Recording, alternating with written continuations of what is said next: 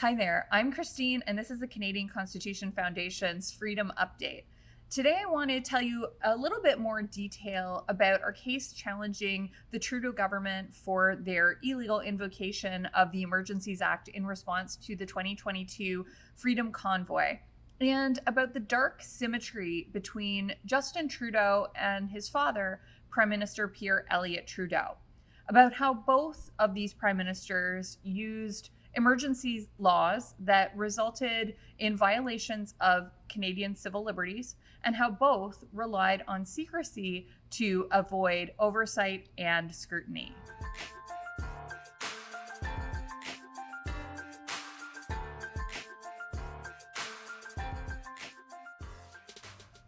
If you're new here, welcome. My name is Christine Van Gyn, and I'm the litigation director for the Canadian legal charity, the Canadian Constitution Foundation. We fight for fundamental freedoms for Canadians in the courts of law and public opinion.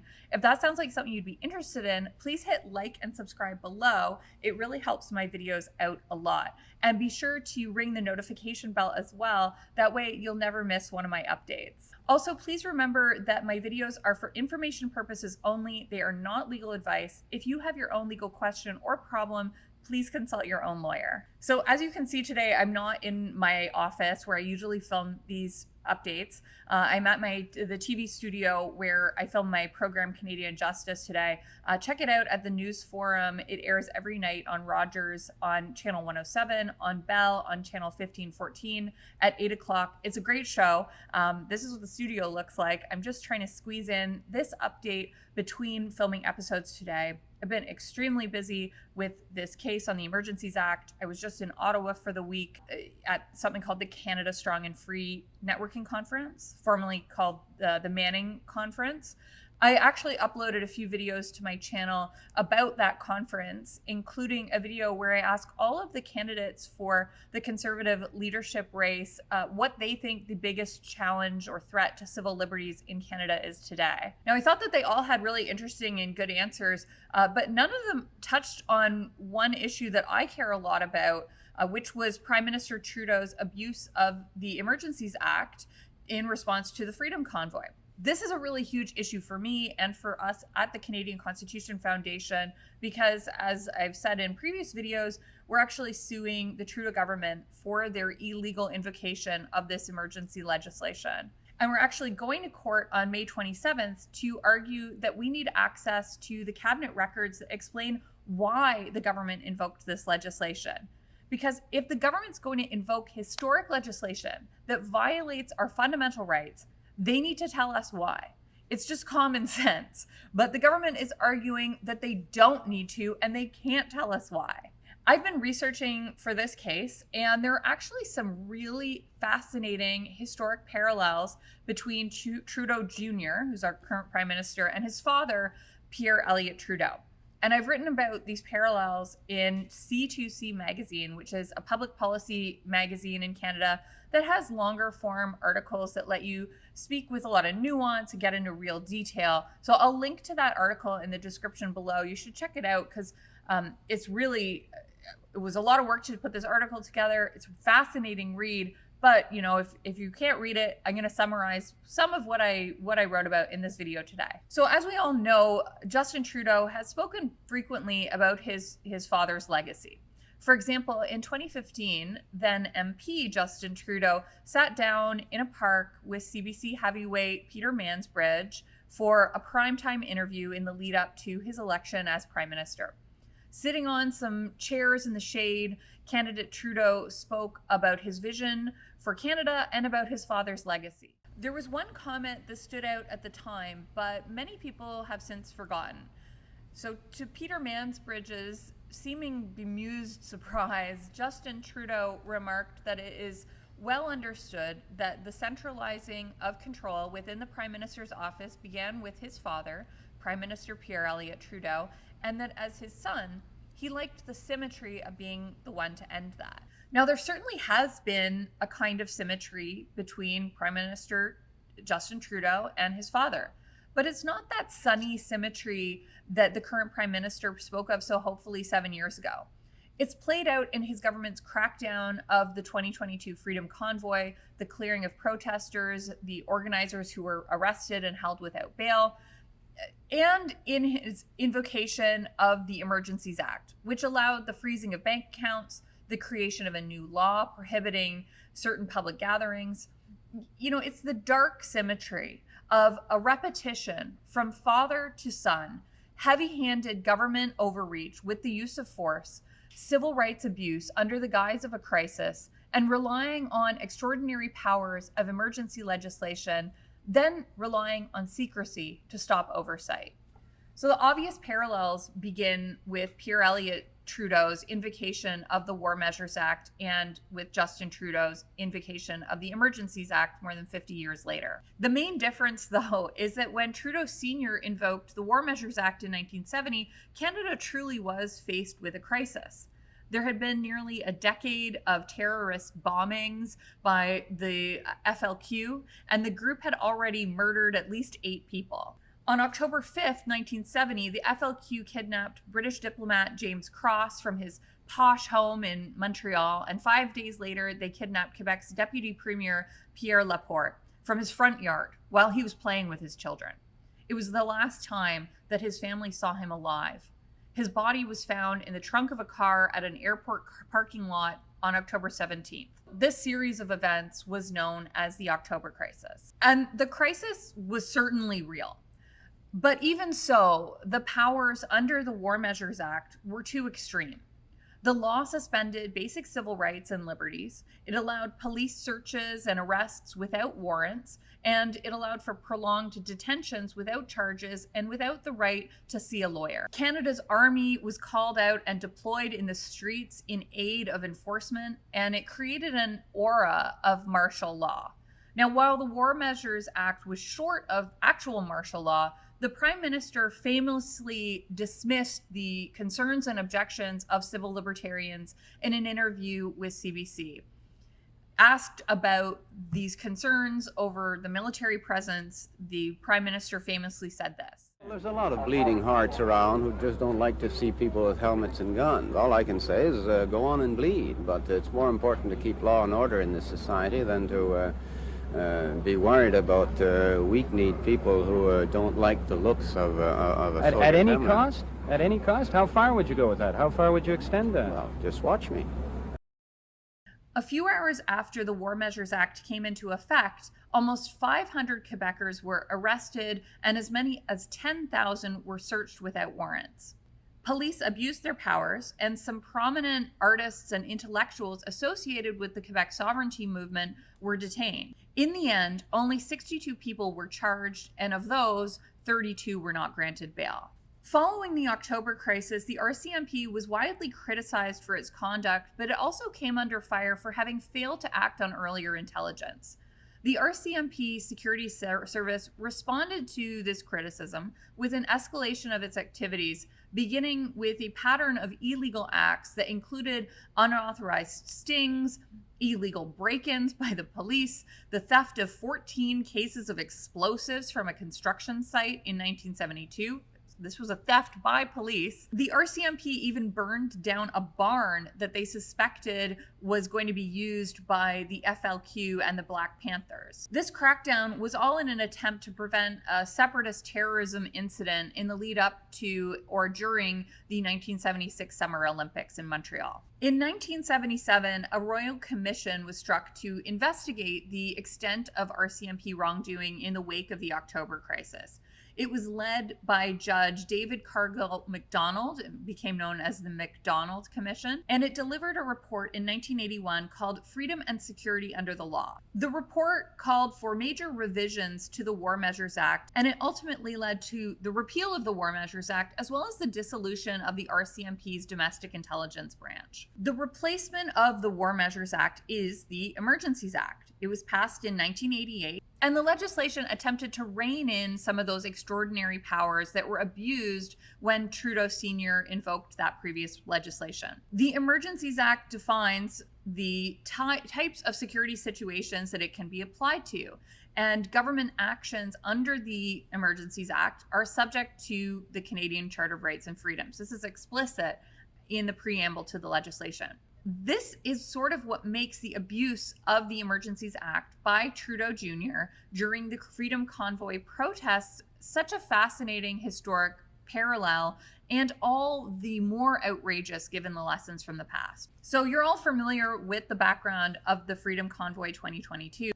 During its peak, Ottawa police estimated that the crowd at Parliament Hill ranged from 5,000 to 18,000. There were also other protests outside of Ottawa, most significantly at the border crossings between Alberta and Montana at Coots, and between Ontario and Michigan at the Ambassador Bridge in Windsor, and in Emerson, Manitoba.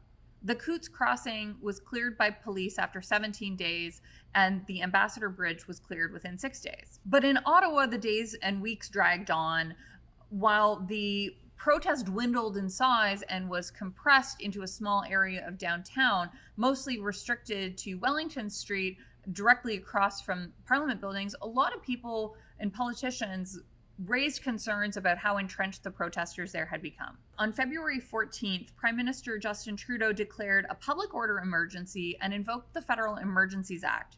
He asserted that the continued protests in this small section of Ottawa now constituted a national emergency. While these protests were disruptive and violated a number of bylaws and traffic laws, there's no evidence, at least not public evidence, that there was a national emergency.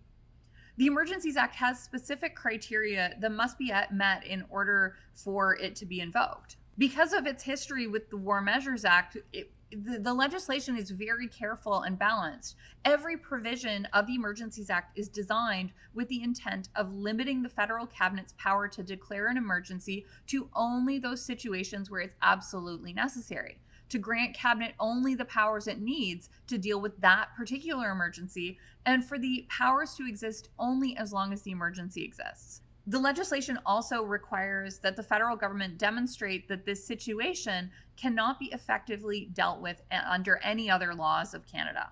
So in that regard, it's pretty relevant that the border crossings were cleared using only regular, ordinary, existing police powers. The Prime Minister's invocation of this extraordinary legislation to address a discrete and shrinking protest in Ottawa was wholly improper and illegal. Protests aren't emergencies, even if the protest is disruptive and even if the protest has illegal elements. The fact that border blockades were removed by law enforcement before the Emergencies Act was invoked should have been evidence that the situation in Ottawa did not exceed the capacity or authority of the provinces to deal with it. Politicians and police must handle civil disobedience using the laws that they have available to them rather than invoking emergency legislation whose criteria hasn't been met and which has a dark history of abuse. Invoking that legislation when the criteria isn't met normalizes the use of governing by emergency order. It's an abuse of power, and under the terms of the law itself is illegal. The freezing of bank accounts, even of people who are only peripherally connected to the convoy protests, is a violation of their civil liberties and their right to be free from an unreasonable search. The measure also violated protected rights of freedom of assembly, association, expression, and liberty under the Canadian Charter. But the symmetry between the two Trudeau eras doesn't end with the abuse of civil liberties during a crisis, real in Pierre Elliott Trudeau's case, or perceived in Justin Trudeau's case. There's also a dark symmetry of secrecy being deployed by the current government to stop oversight of its illegal invocation of the Emergencies Act.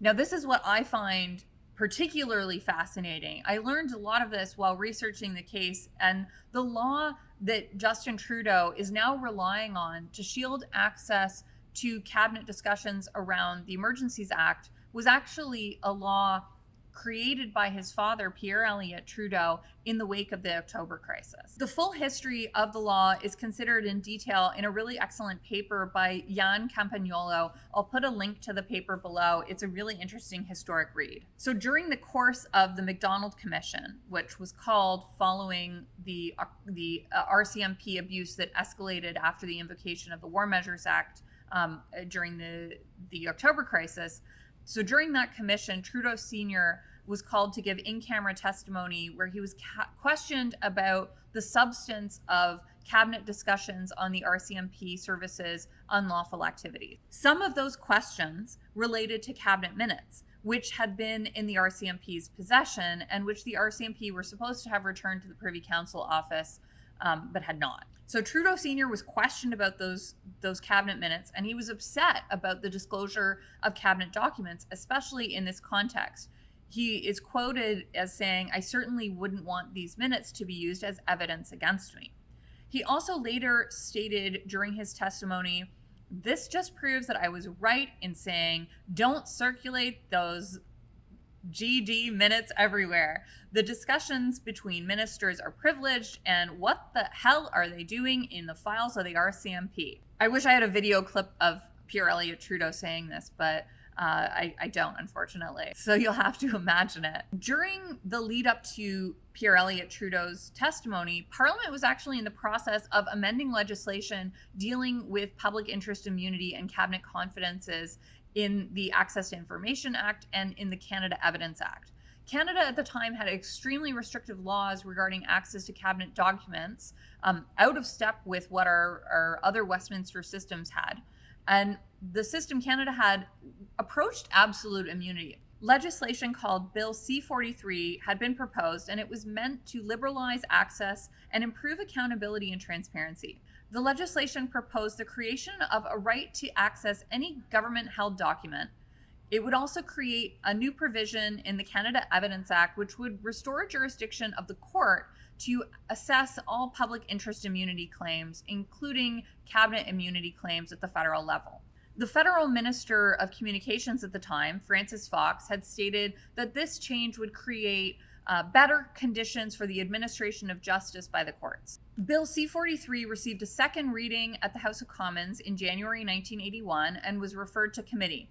But 5 days after its introduction at committee, Trudeau was called to testify before the Macdonald Commission. As a result of that testimony and the questioning of the Prime Minister about cabinet minutes, the Prime Minister instructed Minister Fox to hold up that bill. So following his testimony at the Macdonald Commission, Trudeau Sr. made it clear that Bill C-43 was not to pass in its draft form. It needed to be amended to afford the highest levels of protection to the whole sphere of cabinet confidences. And those amendments that he requested were drafted. The result was nearly the opposite of what Minister Fox had promised.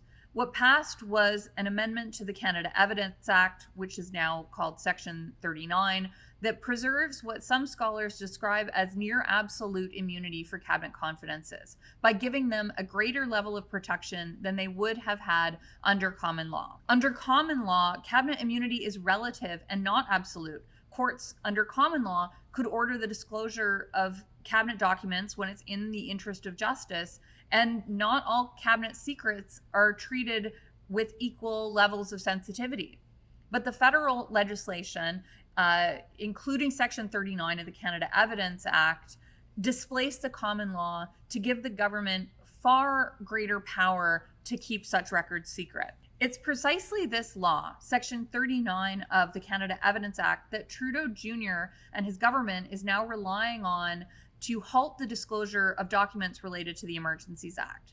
These government documents are the key to the court challenge brought by us at the Canadian Constitution Foundation. First, the government has omitted altogether from its response to our application for judicial review the minutes from the Incident Response Group and Cabinet. The Incident Response Group is a committee of Cabinet that serves as a dedicated emergency committee to advise the Prime Minister in the event of a national crisis. The Trudeau government has presented an official explanation for the proclamation of an emergency because that explanation is actually required by Section 58(1) of the Emergencies Act. It's not just that they were being generous. But the explanation they provided is incredibly thin. The document was tabled in Parliament, but it's unsigned and unsworn, and it relies on incredibly weak evidence, things like CBC News reports and hacked data without any chain of custody. This can't be sufficient to declare an emergency that's guaranteed to have a massive impact on our civil rights and liberties, and which severely disrupts, if not ruins, the lives of individuals that the law targeted. The one meaningful thing that the official explanation does mention is what it calls robust discussions at 3 meetings of the Incident Response Group on February 10th, 12th, and 13th. The relevant minutes should contain the details of that robust discussion, and we are seeking to assess them. Second, the government is withholding the Minister of Public Safety's submissions to Cabinet, which provided the factual and legal basis for the Emergencies Act use and the orders under it, like the freezing of bank accounts or creating of that new crime of participating in a public gathering that may lead to a breach of the peace.